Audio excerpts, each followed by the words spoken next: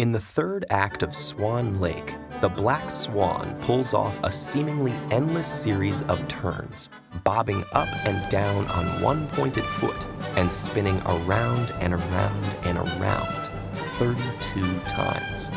It's one of the toughest sequences in ballet, and for those 30 seconds or so, she's like a human top in perpetual motion.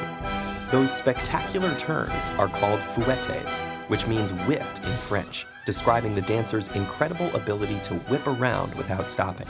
But while we're marveling at the fouette, can we unravel its physics? The dancer starts the fouette by pushing off with her foot to generate torque. But the hard part is maintaining the rotation. As she turns, friction between her point shoe and the floor, and somewhat between her body and the air, reduces her momentum. So how does she keep turning? Between each turn, the dancer pauses for a split second and faces the audience. Her supporting foot flattens and then twists as it rises back onto point, pushing against the floor to generate a tiny amount of new torque. At the same time, her arms sweep open to help her keep her balance.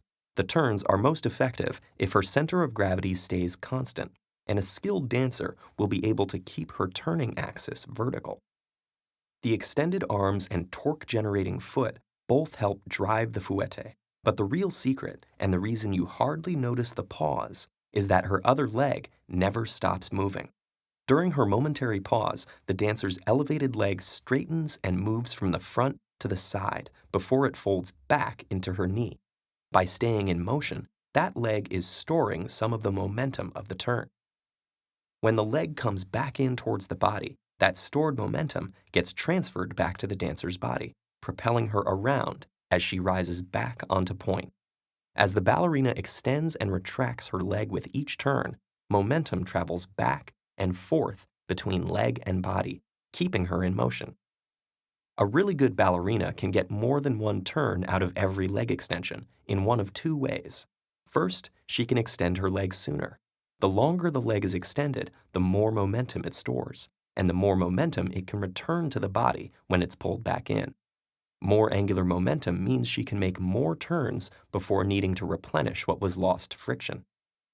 The other option is for the dancer to bring her arms or leg in closer to her body once she returns to point. Why does this work?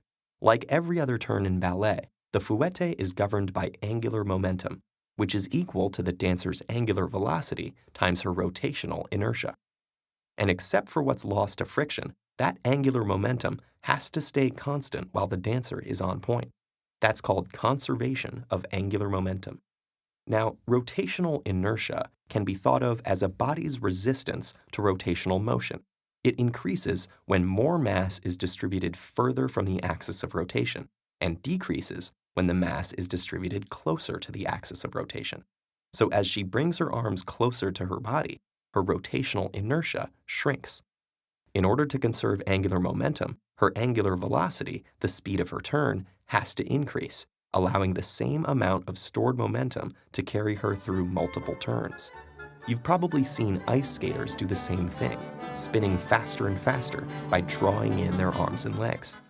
In Tchaikovsky's ballet, the Black Swan is a sorceress, and her 32 captivating fouettes do seem almost supernatural. But it's not magic that makes them possible. It's physics.